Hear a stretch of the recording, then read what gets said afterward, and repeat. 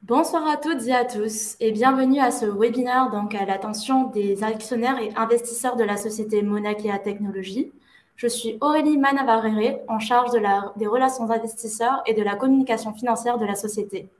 Je suis aujourd'hui accompagnée de Monsieur Sacha Loiseau, président directeur général de Mauna Kea Technologies, qui va à présent revenir sur les résultats de ce premier semestre 2022.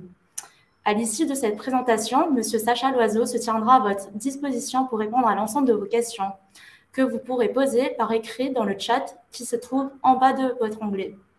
Je vais à présent passer la parole à Monsieur Loiseau. Merci beaucoup Aurélie. Bonsoir à toutes et tous. Merci de vous joindre à nous pour cette présentation des résultats semestriels 2022.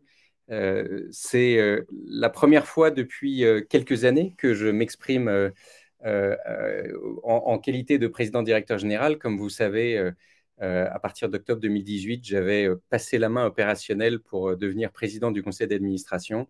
Et donc, comme vous l'avez vu, depuis quelques semaines, je suis redevenu aussi directeur général et c'est avec un grand plaisir, bien entendu, de pouvoir m'occuper de la société que j'ai créée en mai 2000, il y a maintenant plus de 22 ans. J'ai envie de rajouter que depuis pas mal d'années, j'accompagne un assez grand nombre d'autres sociétés de technologie médicale et des directeurs généraux, des CEO donc d'autres sociétés dans lesquelles parfois j'investis et que j'accompagne d'une façon ou d'une autre. Ça me donne aujourd'hui un regard particulier, un regard aussi différent de celui que j'avais dans les premières années, bien sûr, de mon activité d'entrepreneur. Et en plus, ce sont des sociétés qui aujourd'hui ont justement des liens avec Mauna Kea, des liens potentiels et très intéressants, puisqu'elles travaillent dans des domaines qui nous intéressent, que ce soit la génomique, que ce soit l'utilisation de la data scientifique, dans des domaines qui peuvent être connexes aux nôtres ou bien directement liés, comme le cancer du poumon ou d'autres domaines thérapeutiques. Donc, j'espère pouvoir en plus vous montrer dans les mois, les trimestres qui viennent, que grâce à cette position un petit peu unique peut-être dans l'écosystème des technologies médicales français, eh bien, je vais pouvoir peut-être agréger d'autres compétences, d'autres sociétés avec lesquelles on essaiera de former des projets qui seront très intéressants pour la société. Voilà. Après cette introduction, je vais rentrer dans le vif du sujet. Donc, présentation des résultats semestriels 2022. Maintenant, avant de rentrer dans les tableaux de chiffres, je me permets de faire un petit rappel. D'abord, pour ceux peut-être qui se joignent à nous pour la première fois, une petite carte d'identité de la société Mauna Kea Technologies. Nous sommes les créateurs de Cellvizio, qui est une plateforme d'imagerie totalement unique et propriétaire, qui produit des images in vivo, in situ, en temps réel, microscopiques donc, qui sont utilisées par les médecins pour identifier et cibler des cellules souvent anormales.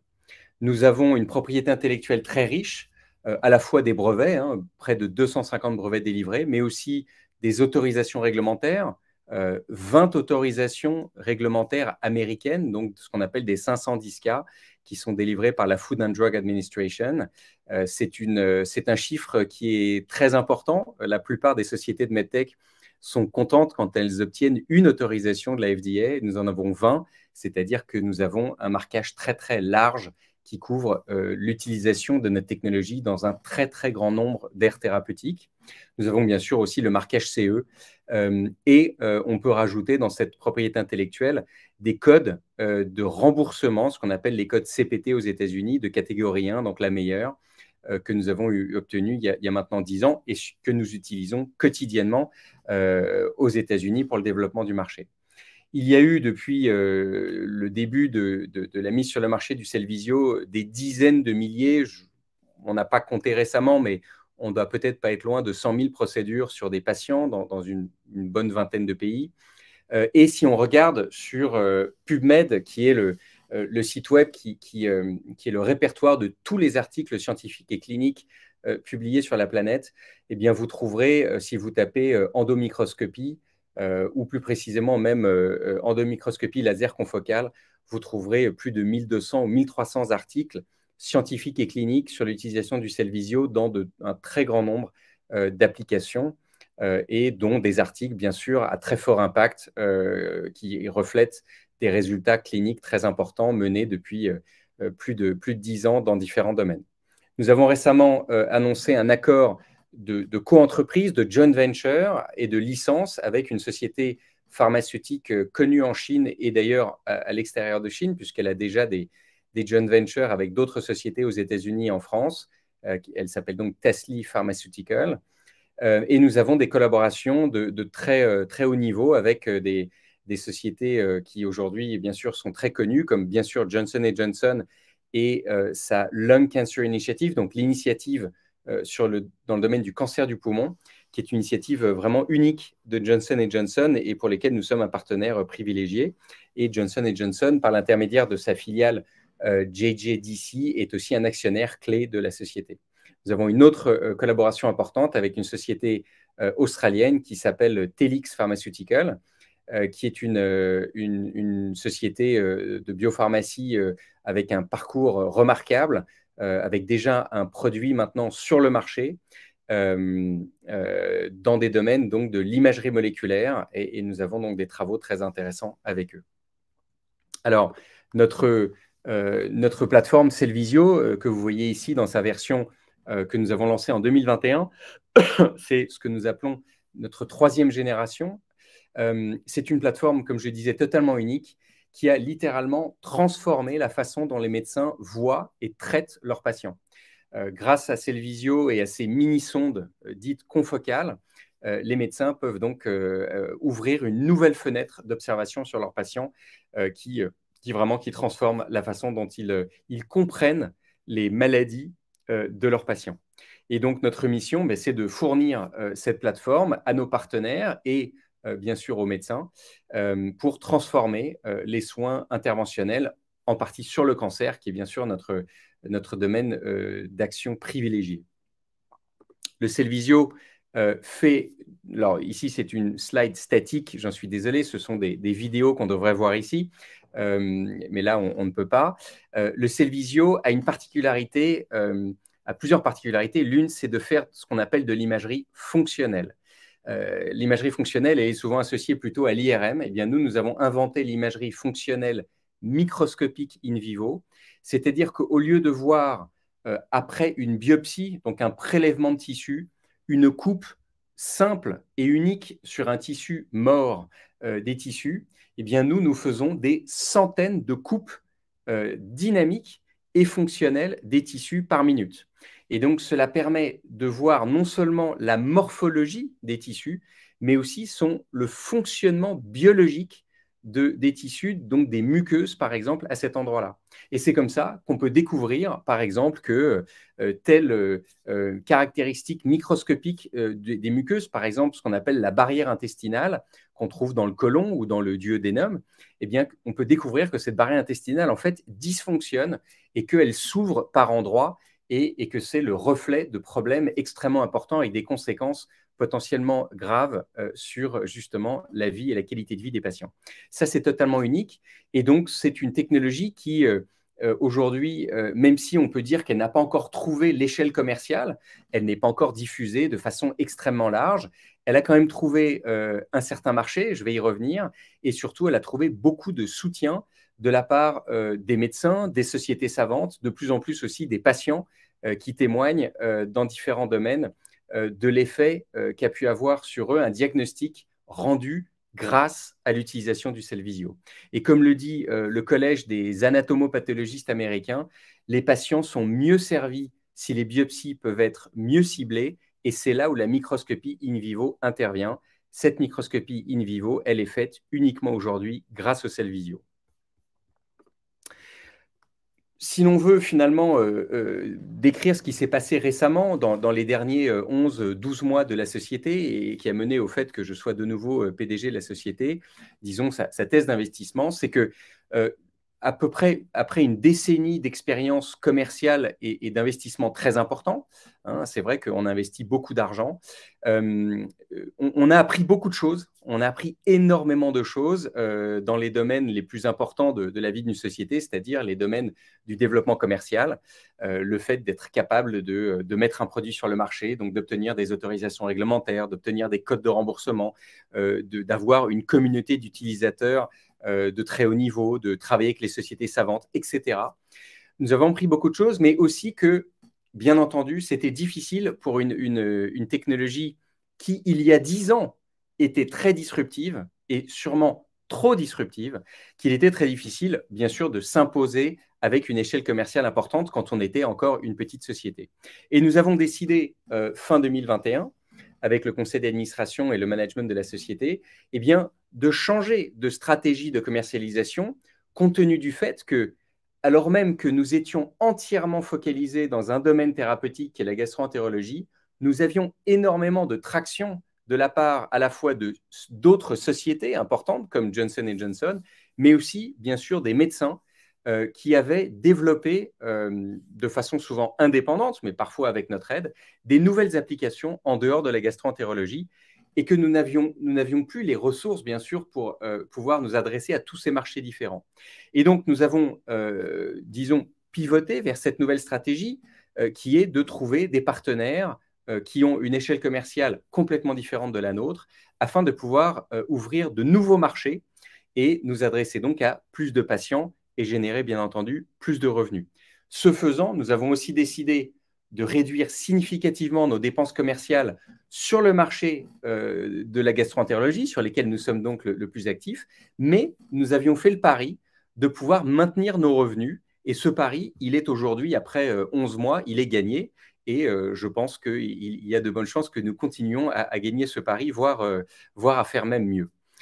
Nous avons donc décidé de réduire nos coûts, d'améliorer notre horizon de trésorerie, ce que nous avons aussi fait depuis maintenant plusieurs mois, et donc aussi de pouvoir réorienter notre développement de produits pour nous concentrer sur des utilisations à très fort potentiel et répondre aux attentes de nos partenaires avec qui nous voulons travailler.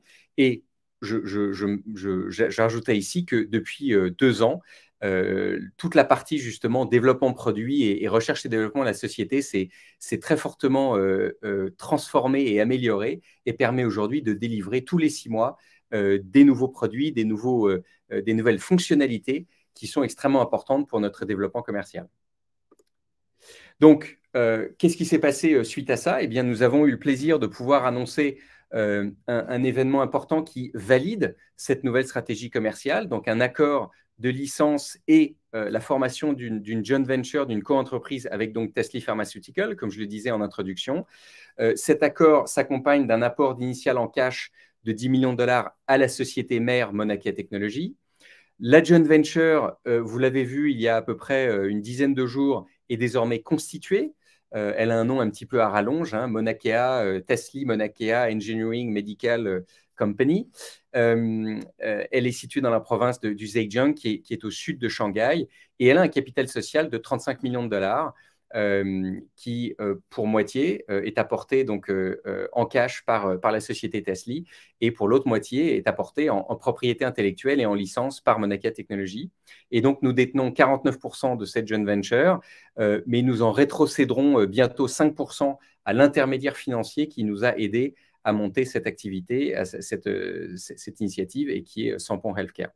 Nous allons donc, grâce à ça, pouvoir considérablement muscler notre présence sur le marché chinois, qui depuis des années est un de nos marchés de prédilection, et par ailleurs lancer une plateforme dédiée à la neurochirurgie, mais cette fois-ci au niveau mondial. Donc, un peu plus en détail sur le marché chinois, nous avons aujourd'hui près de 50 installations en Chine. Récemment, et je sais que certains d'entre vous l'avaient noté, nous avons gagné, enfin notre partenaire Yohe Medical a gagné plusieurs appels d'offres importants, et donc avec des nouveaux systèmes qui seront bientôt installés. Nous avons un soutien vraiment très important de leaders d'opinion en Chine. Nous avons une activité clinique, marketing très importante en Chine. Il y a littéralement toutes les semaines des conférences où le Cellvisio est présenté, des démonstrations, etc. Tout ça, c'est principalement sur la partie est de la Chine, autour de Shanghai. Et grâce à Tasly, nous allons pouvoir déployer sur l'ensemble du territoire et donc accélérer notre développement à la fois en ciblant les grands hôpitaux, les hôpitaux qu'on appelle les niveaux de niveau 3A. Il y en a à peu près 1200. Mais une fois que nous aurons assemblé un Cellvizio, entre guillemets, chinois sur le territoire chinois avec notre joint venture, nous pensons qu'un marché beaucoup plus important est à ce moment-là adressable avec les hôpitaux de deuxième niveau et qui sont en nombre considérable. Deuxième partie de cette joint venture, de cette initiative avec Tasly, c'est l'aboutissement de 10 ans de développement produit et clinique dans un domaine remarquable qui est celui de la neurochirurgie. 10 ans, là vous voyez 8 ans, mais en fait, il y a 8 ans, c'était une première publication extrêmement marquante sur 150 cas sur des cerveaux ex vivo. On n'était pas encore passé à l'in vivo. Donc, c'est vraiment 10 ans de développement dans ce domaine, un domaine passionnant où la proposition de valeur du Cellvizio est vraiment évidente, puisqu'aujourd'hui, malheureusement, lorsqu'on opère d'une tumeur au cerveau, on a beaucoup de mal à retirer l'ensemble de la tumeur. Et les technologies actuelles sont absolument incapables de montrer les marges entre la partie tumorale et la partie saine du cerveau. Eh bien, nous avons fait de nombreux essais cliniques. Il y a eu de très nombreuses publications avec des gens qui ont vraiment étudié en détail la proposition de valeur du Cellvizio et donc un produit qui est déjà marqué par la Food and Drug Administration et qui le sera prochainement dans d'autres territoires grâce, encore une fois, à cette initiative. Donc, nous allons continuer de développer une plateforme spécifique pour la neurochirurgie grâce à la joint venture et lancer des activités dans ce domaine, à la fois aux États-Unis, en Chine et ailleurs, des activités de marketing, de pré-commercialisation, puis de commercialisation de cette nouvelle plateforme. Alors, ce premier accord important qui valide notre nouvelle stratégie est important, mais il est, on espère, le premier d'une longue série.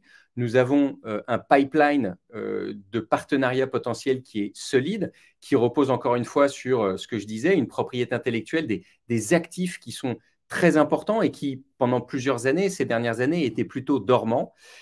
Donc, bien sûr, la collaboration clinique aujourd'hui avec la Lung Cancer Initiative de Johnson & Johnson dans le domaine du cancer du poumon, là où, encore une fois, notre proposition de valeur est déjà démontrée. Vous avez vu déjà un certain nombre de publications que nous avons annoncées et qui montrent que le ciblage des nodules pulmonaires peut être grandement amélioré grâce à l'utilisation du Cellvizio. C'est la première phase. La deuxième, c'est aussi de pouvoir mieux caractériser ces nodules et éventuellement de pouvoir les traiter en temps réel grâce à cette caractérisation in situ. Donc, un essai clinique est en cours avec de nombreux centres très en vue aux États-Unis. C'est l'étude CLEAR que nous avions annoncée il y a quelques temps. Et donc, qui va recruter à peu près 75 patients donc qui sont en cours de recrutement. Il y a déjà eu un grand nombre de patients recrutés. Et donc, on avance dans cette nouvelle étude qui tend tout simplement à prouver encore une fois, mais de façon multicentrique, ce que nous avons prouvé avec la première étude que nous avions faite au Fox Chase Cancer Center à Philadelphie. Et puis, nous avons d'autres applications, l'une sur lesquelles nous avons fait une très belle publication il y a 10 jours, un communiqué de presse qui annonçait cette publication de très haut niveau dans le meilleur journal dans le domaine de la gastroentérologie, un journal qui a un facteur d'impact considérable, quasiment comparable aux meilleurs journaux scientifiques dans le monde. Et c'est une étude, je vous invite à revenir sur ce communiqué de presse, c'est une étude qui est vraiment un milestone important dans notre développement puisqu'elle montre que pour les patients qui souffrent de maladies inflammatoires chroniques de l'intestin, eh bien, l'utilisation du Cellvizio pour visualiser cette fameuse barrière intestinale dont je parlais précédemment est le meilleur prédicteur et de loin de la rémission ou de la rechute du patient. Ces patients sont en très grand nombre, ils prennent énormément de médicaments. Ces médicaments, c'est 21 milliards de dollars de prescriptions par an. Eh bien, ce que veut dire cette étude, c'est qu'un certain nombre de ces patients qui, en fait, sont considérés en rémission et donc ne prennent pas de médicaments devraient en fait prendre des médicaments pour éviter une rechute parce qu'on peut visualiser grâce au Cellvizio et grâce au Cellvizio uniquement le fait que cette barrière intestinale ne soit pas en bon état. Donc, vous voyez qu'il y a un alignement extrêmement fort entre l'intérêt du patient, l'intérêt, bien sûr, des systèmes de santé d'éviter une rechute grave de ces maladies, malheureusement, qui sont très difficiles, et bien sûr aussi des sociétés pharmaceutiques qui pourront alors augmenter l'assiette du nombre de patients auxquels ils peuvent prescrire les médicaments, qui sont des médicaments très avancés, souvent des médicaments biologiques qui sont donc prescrits à ces patients. Donc voilà une possibilité, des possibilités de partenariat qui s'ouvrent grâce à ça. Le domaine des kystes du pancréas, sur lesquels nous avons beaucoup parlé dans le passé, qui est en plein développement aujourd'hui, avec une étude pivotale américaine, donc l'étude CLIMB, qui a lieu dans 10 centres extrêmement prestigieux américains. C'est une étude qui est co-sponsorisée par Mauna Kea et par le National Institutes of Health, donc disons l'INSERM américain. C'est une étude qui va enrôler en tout proche de près de 500 patients. Donc, c'est une des plus grosses études jamais menées dans le domaine des kystes du pancréas. On en est à largement plus de la moitié d'inclusion de ces patients. Et ça sera vraiment l'étude définitive qui fera écho à toutes les études déjà publiées en France et en Europe, très, très positives et qui montrent que dans le domaine des kystes du pancréas, nous avons complètement changé la donne puisque nous avons fait passer la précision diagnostique d'à peu près 50-60% à plus de 95%. Et donc, voilà, donc un autre domaine qui permet éventuellement un partenariat futur. Ainsi, bien sûr, que le domaine sur lequel nous sommes le plus actifs, le domaine donc de l'œsophage de Barrett, la condition précancéreuse de l'œsophage et du cancer de l'estomac en Chine. Et donc, dans ce domaine, je vais y revenir dans un instant, on a en fait de gros progrès. Et puis, notre collaboration clinique ou préclinique pour le moment avec Telix Pharmaceutical dans le domaine des cancers de la prostate et du rein, donc des chirurgies robotisées typiquement drivées par l'image et en particulier dans le futur par l'imagerie moléculaire. Alors, je vais maintenant essayer d'illustrer ce que je viens de vous dire par quelques chiffres.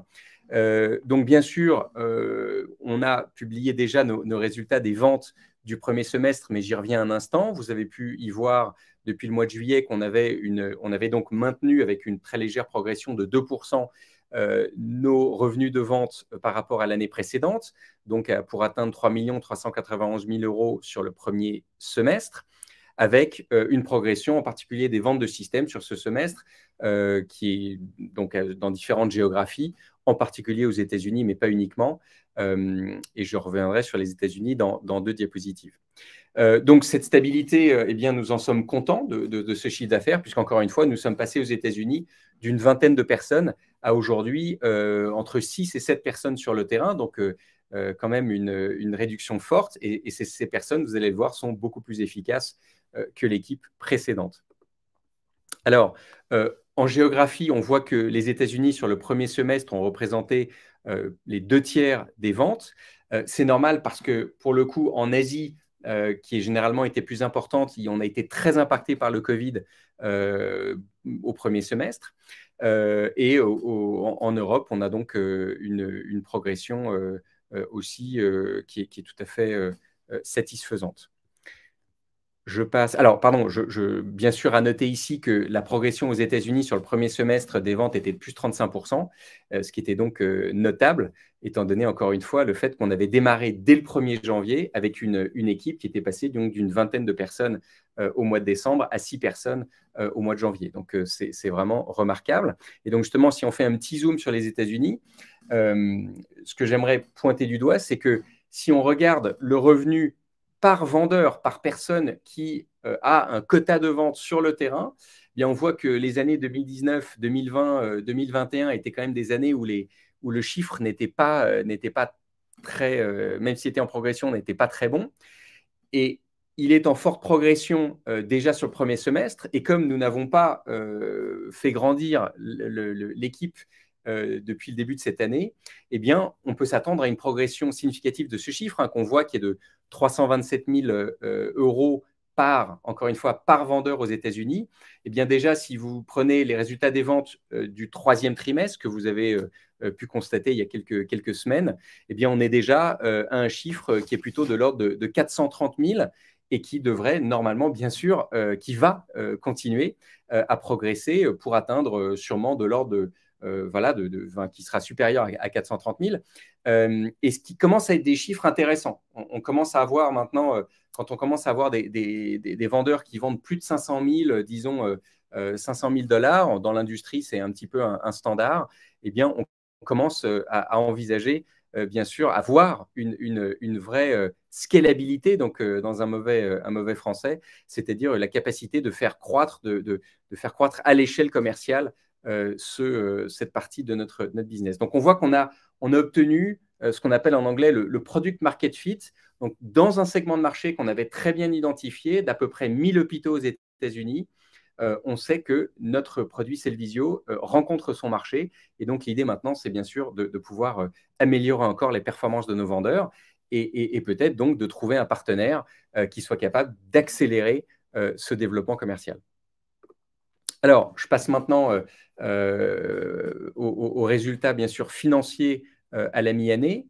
Vous avez ici devant vous donc, le compte de résultats consolidé à fin juin 2022. Globalement, nous avons amélioré notre exploitation en général. Vous voyez que nous avons réduit notre résultat opérationnel courant significativement, donc de 19%. On est passé de 6 millions 100 à peu près 5 millions de pertes, hein, malheureusement, c'est toujours en perte aujourd'hui, bien entendu. Et ça s'explique, comme vous le voyez, par une réduction importante des charges opérationnelles en vente et marketing, en frais généraux. Sur la R&D, si on voit aujourd'hui une progression, c'est aussi parce qu'il y avait la prise en compte d'une subvention pour le projet Percé au premier semestre 2021 de 200 000. Donc, on a une légère augmentation des dépenses de R&D qui étaient dues à certains projets, mais pas très importantes. Il y a aussi eu des effets de change défavorables qui font que le résultat net, la perte, c'est moins réduite que le résultat opérationnel courant. Elle s'est réduite de 7%, mais tout ça, bien sûr, c'est sur le premier semestre suivant notre restructuration. On en verra les effets pleinement sur les 12 mois de l'année 2022. Si on regarde ensuite le tableau des flux de trésorerie, alors il faut regarder ça, bien sûr, en comparaison avec le premier semestre 2021. Il se trouve qu'au premier semestre 2021, on a fait un certain nombre de choses qu'on n'a pas refaites au premier semestre 2022, mais qu'on a depuis faites au deuxième semestre 2022. Donc, vous verrez les effets donc, en deuxième partie d'année. En particulier, vous voyez qu'on avait utilisé une ligne de financement dite PASEO ou Equity Line en anglais pour 933 000 € au premier semestre 2021. On ne l'a pas fait en 2022, mais on l'a fait au deuxième semestre et donc on aura un chiffre relativement comparable. Par ailleurs, le crédit impôt recherche avait été préfinancé au premier semestre 2021. Il le sera au deuxième semestre 2022 pour un montant aussi qui sera comparable. Donc globalement, encore une fois, on aurait dû, si on avait fait exactement les mêmes choses, obtenir un flux de trésorerie relativement similaire. Et bien entendu, en termes de flux de trésorerie positif important, on attend donc des flux de trésorerie venant de Tasly, comme je l'ai expliqué, qui devraient permettre d'encaisser. Donc, on a en fait des paiements qui correspondent à différentes parties de notre accord et encaisser au moins un minima 7 millions € d'ici la fin de l'année. Voilà pour le tableau de flux de trésorerie. Si je veux résumer avant de vous passer la parole, eh bien, je pense que c'est important de dire que après toutes ces années, nous restons un pionnier de l'imagerie cellulaire in vivo en temps réel et avec des preuves de l'adéquation de notre technologie à des applications non seulement de plus en plus nombreuses, mais avec des marchés de plus en plus importants, qui est manifeste. Donc ça, c'est quelque chose dont il faut se souvenir. Notre repositionnement stratégique, eh bien, nous l'avons validé par le récent partenariat avec Tesly et nous allons continuer à montrer qu'il était pertinent. Les opportunités de marché auxquelles on s'adresse aujourd'hui et auxquelles on peut s'adresser justement avec des partenaires sont très importantes. Et nous avons aujourd'hui, comme je l'ai montré, un pipeline solide de partenariats avec des relations avec beaucoup de sociétés dans les domaines que j'ai mentionnés.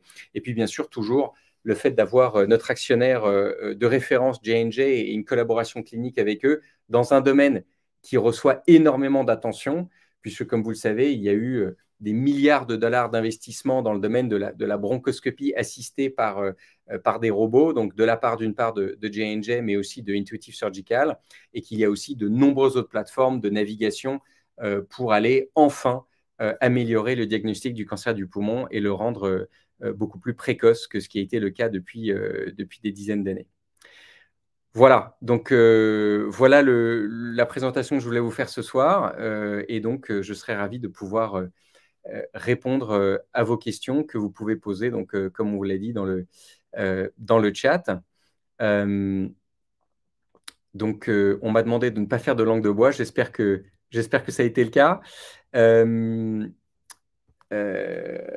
me pose une question sur le financement du crédit impôt recherche qui serait très onéreux.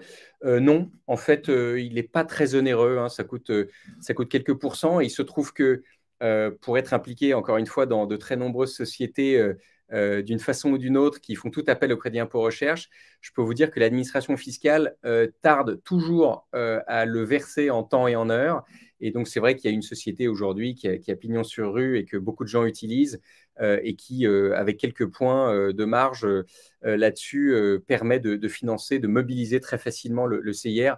Et donc, c'est toujours bien de l'avoir dans les caisses plutôt que de devoir attendre l'administration fiscale. Alors, sur les plateformes vendues, je crois que nous avons communiqué, je vous avoue que je n'ai pas sous les yeux le communiqué de presse du S1 des ventes, mais nous avions communiqué sur le nombre de systèmes vendus. Donc, c'était bien le cas.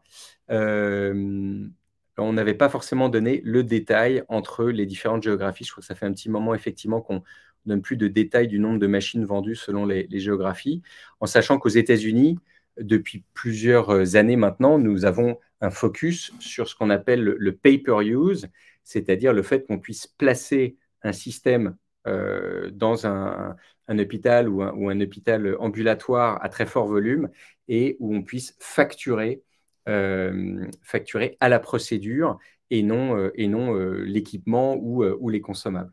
Donc, dans ces cas-là, évidemment, nous livrons des systèmes, mais ça n'est pas le système qui est facturé.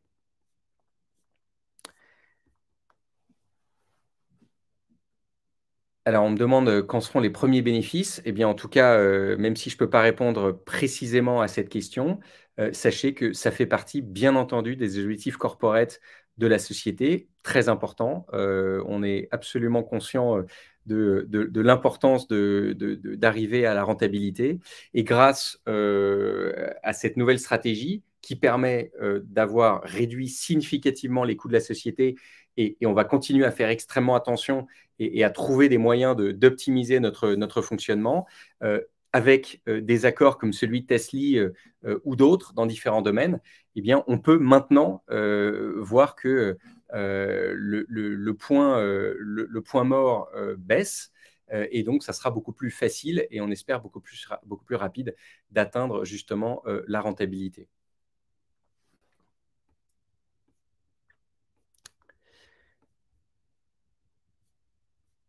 Alors oui, le titre en bourse souffre énormément hein, depuis déjà un moment, on en est bien conscient.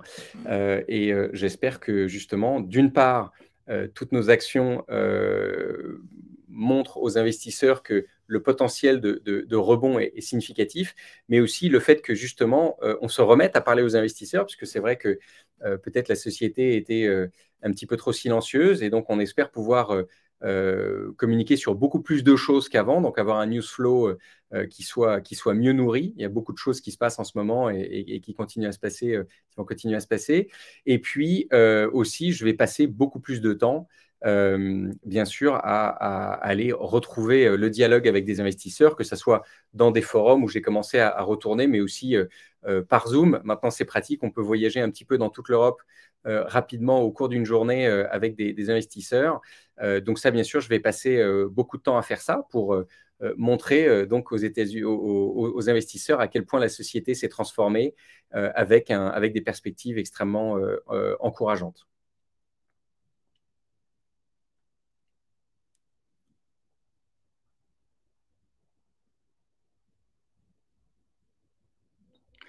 Alors, on me demande s'il y a un accord de vente avec Tasly.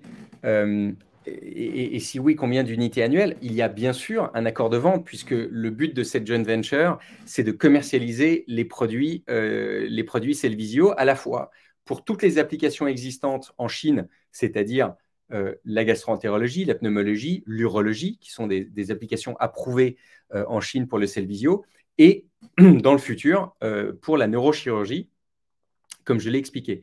Donc, bien sûr qu'il y a un accord d'une part entre Mauna Kea et la joint venture, et puis ensuite, la joint venture, bien sûr, dont nous détenons 49%, enfin bientôt 44%, générera des revenus et on espère bien sûr des profits avec en ligne de mire le fait que cette joint venture puisse possiblement s'introduire en bourse en Chine, qui était un des objectifs stratégiques de Tasly, sur lesquels nous sommes bien sûr très intéressés.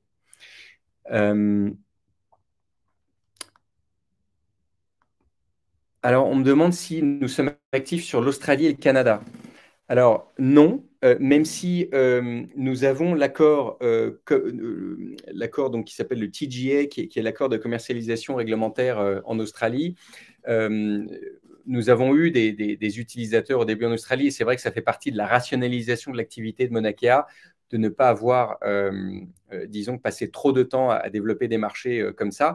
Et le Canada, écoutez, le Canada, c'est un petit peu une histoire un peu triste, puisque le Canada avait anticipé sur un nouveau type d'accord réglementaire qui s'appelle le MDSAP, très compliqué à obtenir, et que donc, étant donné que c'est un marché quand même relativement petit, nous avions décidé de ne pas suivre les exigences du MDSAP pour le moment, et donc nous ne commercialisons pas au Canada aujourd'hui. Alors, on me demande de commenter sur effectivement le fait qu'on a réactivé l'Equity Line.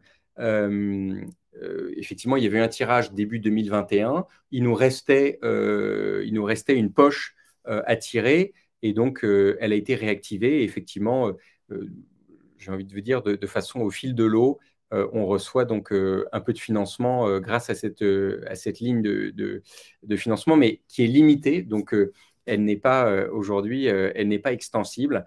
Et donc, elle va nous permettre de tirer, on espère, entre 1 et 2 millions d'euros.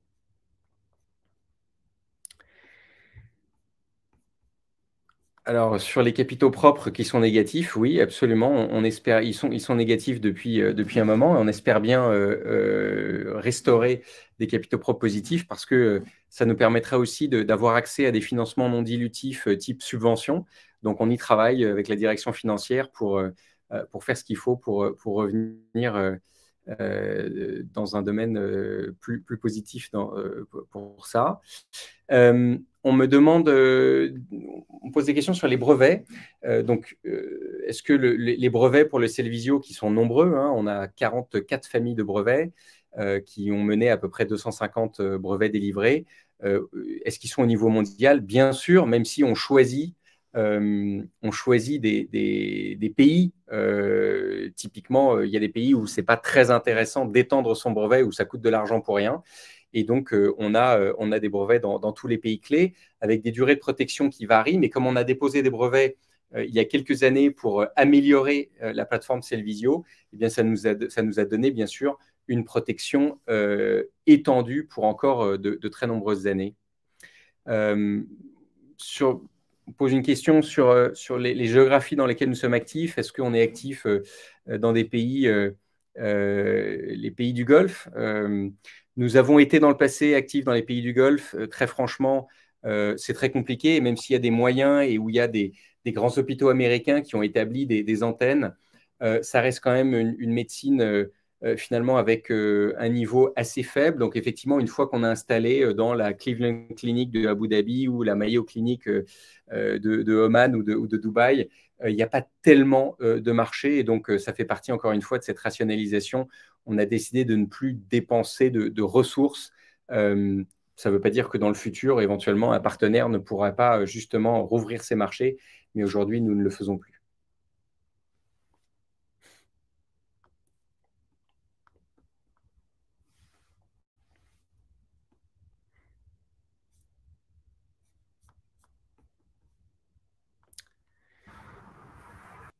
Voilà, je pense avoir répondu à toutes les questions qui m'ont été posées. Et je me réjouis de la prochaine fois où je pourrai communiquer et répondre à d'autres questions. Donc, merci beaucoup. Merci de votre soutien, merci de votre patience et merci de vos questions. Et à très bientôt.